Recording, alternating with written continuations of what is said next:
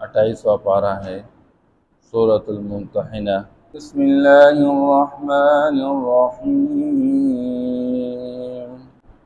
آپ صلی اللہ تعالی علیہ وسلم کی عادت مبارک تھی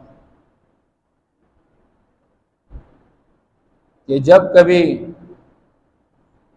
کسی بندے سے کسی معاملے میں پختگی کا اظہار کروانا چاہتے تھے کہ آپ اس بات پہ پختہ کاربند رہیں گے تو آپ صلی اللہ تعالی علیہ وسلم اس سے بیعت لیتے تھے، اور یہ بیعت آپ صلی اللہ تعالی علیہ وسلم عمومی طور پر مردوں سے لیتے تھے، اور آپ صلی اللہ تعالی علیہ وسلم حدیبیہ کے موقع پر مردوں سے بیعت لے چکے تھے، اور یہ جو بیعت تھی تو یہ صحابہ کرام رضوان اللہ تعالی علیہم اجمعین بیعت علی الجہاد کر چکے تھے کہ ہم اپنی جان کے نذرانے پیش کریں گے۔ عثمان رضی اللہ تعالی عنہ کے حوالے سے یہ بات پہنچ چکی تھی کہ آپ صلی اللہ تعالی علیہ وسلم نے صلح حدیبیہ کے موقع پہ آپ نے ان کو مکہ مکرمہ بھیجا ہوا تھا، ادھر پیغام آیا کہ وہ شہید کیے گئے ہیں مکہ کے اندر، تو آپ صلی اللہ تعالی علیہ وسلم نے درخت کے نیچے صحابہ سے بیعت لی، اور عثمان کی طرف سے آپ صلی اللہ تعالی علیہ وسلم نے خود اپنا ایک ہاتھ دوسرے ہاتھ کے اوپر رکھ کے فرمایا یہ عثمان کی طرف سے بیعت ہے۔ تو آپ صلی اللہ تعالی علیہ وسلم اصل میں پختگی کا اظہار کرنا چاہتے تھے، اس لیے کبھی بیعت علی الاسلام کوئی بندہ مسلمان بن جاتا تو آپ صلی اللہ تعالی علیہ وسلم اس سے بیعت لیتے تھے، اس بات ہے کہ آپ اسلام کے تمام احکام کے پابند رہیں گے۔ کبھی آپ صلی اللہ تعالی علیہ وسلم بیعت توبہ کرواتے تھے کہ پچھلے گناہوں پر توبہ اور آئندہ کے لیے نہ کرنے کا عزم، اور آج بھی یہ دنیا کے اندر یہ نظام چل رہا ہے کہ لوگ اللہ والوں کے ہاتھ پختہ عزم کر لیتے ہیں کہ پچھلے گناہوں سے میں توبہ کر لیتا ہوں اور آئندہ نہ کرنے کا عزم رکھتا ہوں،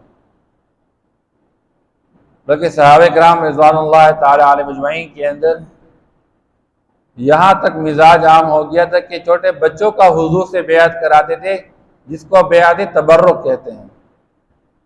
حالانکہ چھوٹا بچہ مکلف نہیں ہوتا،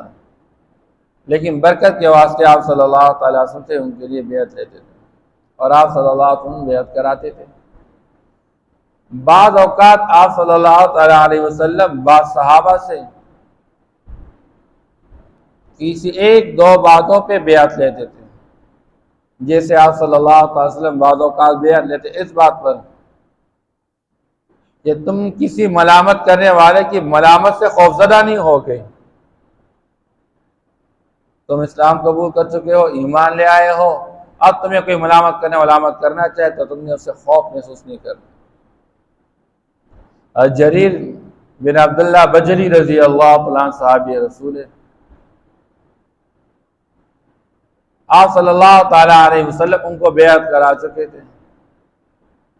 ان میں سے ایک بات یہ بھی تھی کہ آپ مسلمانوں کے ساتھ خیرخواہی کا معاملہ کریں گے، اور یہی وہ صحابی ہے کہ آپ صلی اللہ تعالی علیہ وسلم کے اس بات کا اثر یہ تھا کہ زندگی بھر مسلمانوں کے خیرخواہ رہے، کبھی کسی کی خیرخواہی کو پامال نہیں کیا، اور یہاں تک کہ ایک دن معاملہ یوں آیا، ایک بندہ کو ضرورت تھی اپنی سواری بھیجنے کا کیونکہ اس کو پیسے چاہیے تھے، اب وہ مجبوری کے درجے میں سواری بھیج رہا تھا، تو جب بندہ مجبوری میں کوئی چیز بیچتا ہے تو پھر وہ اپنی قیمت سے کم پر بھی بیچتا ہے، کیونکہ وہ سمجھتا ہے کہ میری ضرورت جلدی پوری ہو جائے۔ اب وہ اپنی سواری بیچ رہا تھا، لیکن بیچتے ہوئے اس نے جو قیمت لگائی تھی وہ بہت کم تھی، انہوں نے اسے سودا کرنا چاہا، مثال کے طور پر اس بندے نے اپنی سواری بیچنی تھی، وہ 300 کی قیمت لگا چکا ہے، انہوں نے کہا بھائی آپ سے میں یہ سواری لینا چاہتا ہوں آپ نے قیمت 300 کی لگائی، لیکن اگر میں آپ کو 400 کی قیمت دے دوں؟ انہوں نے کہا جی بہت اچھی بات ہے۔ پھر فائن لگا اگر آپ کو میں 500 کی قیمت دے دوں؟ کہتے بہت اچھی بات ہے۔ پھر یہاں تک کہ بات چلاتے چلاتے 800 تک پہنچا دی۔ اس نے کہہ دیا وہ تو خود اپنی طرف سے بیچ رہا تھا 300 کا، اور آپ نے اس قیمت کو بڑھا کے 800 تک پہنچا چکے۔ تو حضرت جریر بن عبداللہ رضی اللہ تعالیٰ فرمانے لگے بھائی بات یہ میں نے حضور پاک صلی اللہ تعالیٰ کے ہاتھوں بیعت کی ہے۔ چند باتوں کے میں سے ایک بات یہ بھی ہے کہ میں مسلمانوں کے ساتھ خیرخواہی کا معاملہ کروں گا،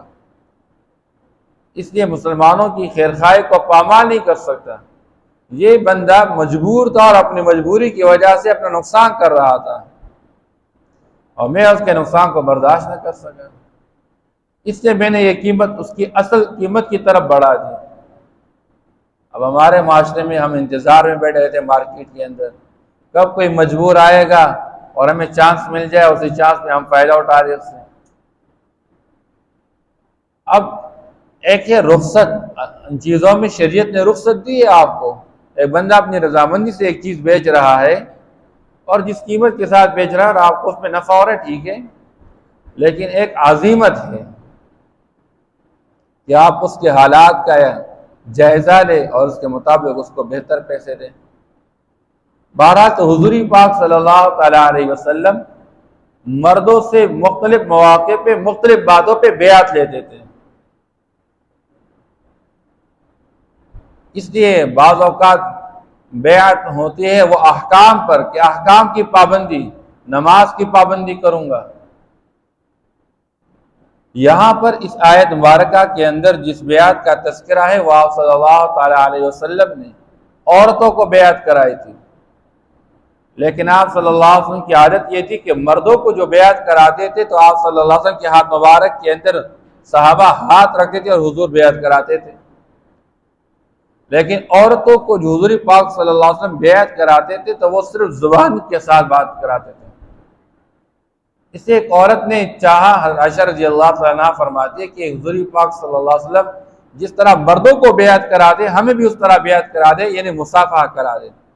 تو آپ صلی اللہ علیہ وسلم نے فرمایا نہیں، میں عورتوں کے ساتھ مصافحہ نہیں کرتا، بس میری زبانی بات ایک کے لیے اور 100 کے لیے، سب کے لیے برابر ہوتی ہے۔ اس لیے عام طور پر عادت یہ ہوتی ہے کہ کوئی عورت اگر بیعت کرائے تو وہ پھر پردے کے اندر اور بغیر مصافحہ کے بیعت کرا دے۔ اللہ جل شانہ یہاں پر آپ صلی اللہ تعالی وسلم کے پاس آئی ہوئی عورتیں بیعت کرنا چاہ رہے تھے، اللہ پاک اس کے لیے شرائط بیان فرماتے ہیں کہ آپ ان سے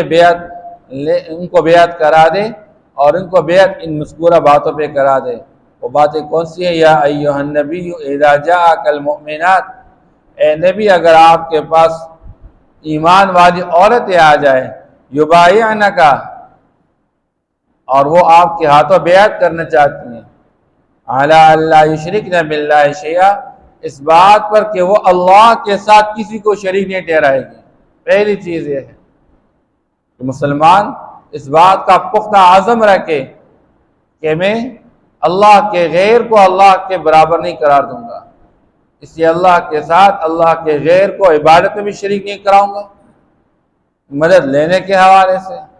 جو اللہ کی صفات ہے وہ اپنی ذات اور صفات میں یکتا وحدہ لا شریک ہے،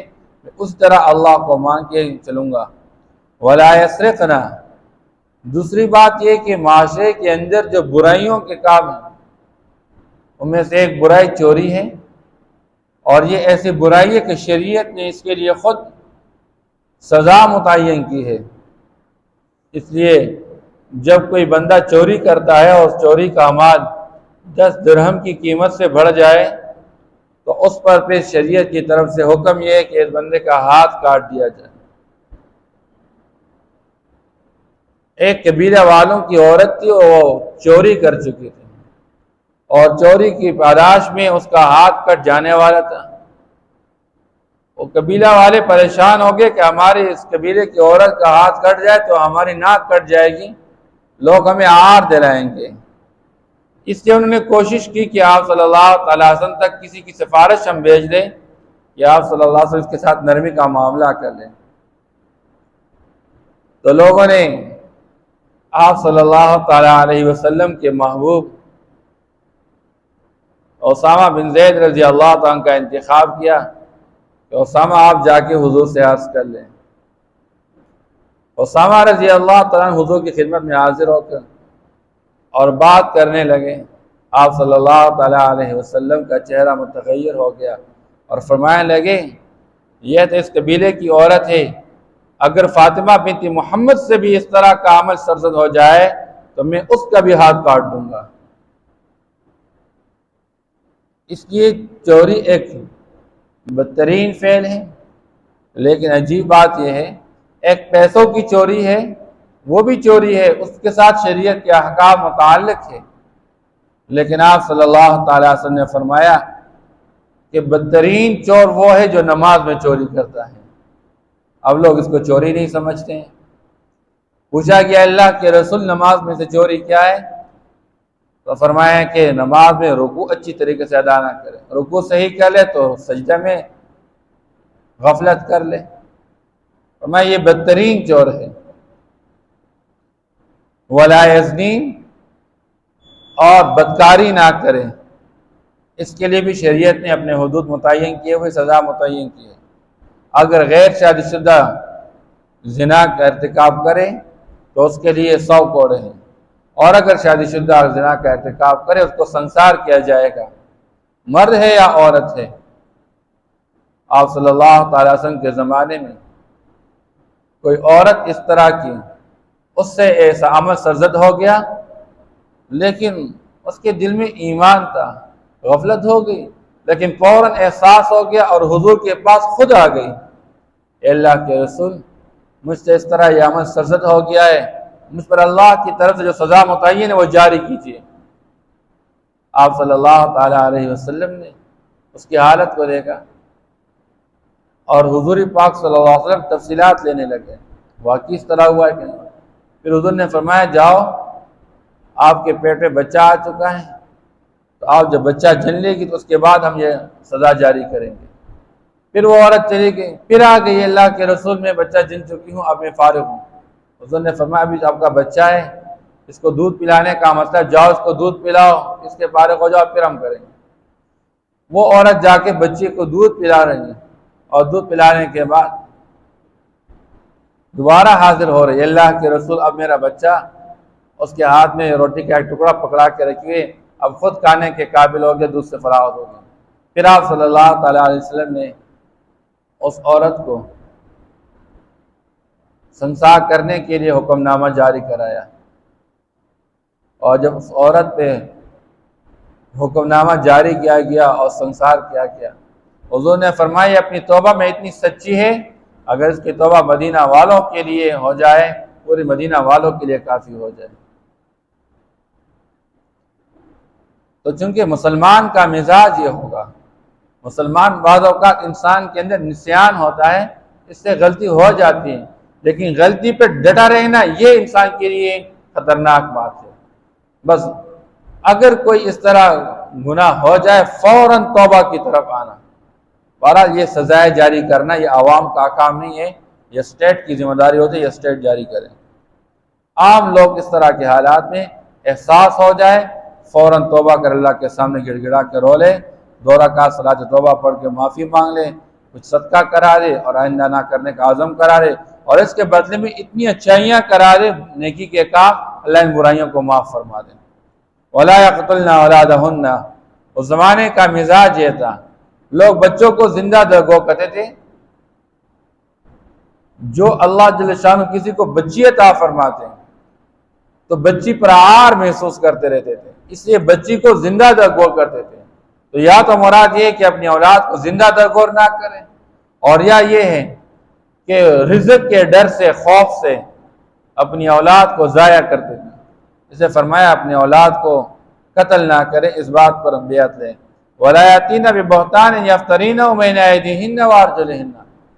کسی بندے نے کوئی کام کیا ہی نہیں اور خواہ پر بہتان باندھ رہے ہیں، جس کے لیے شریعت نے سزا متعین کی، حد قذف کے طور پر ایک پاک دامن پر اس کے دامن پہ داغ لگا کے اس کو ہمیشہ ہمیشہ کے لیے رسوا کر لینا،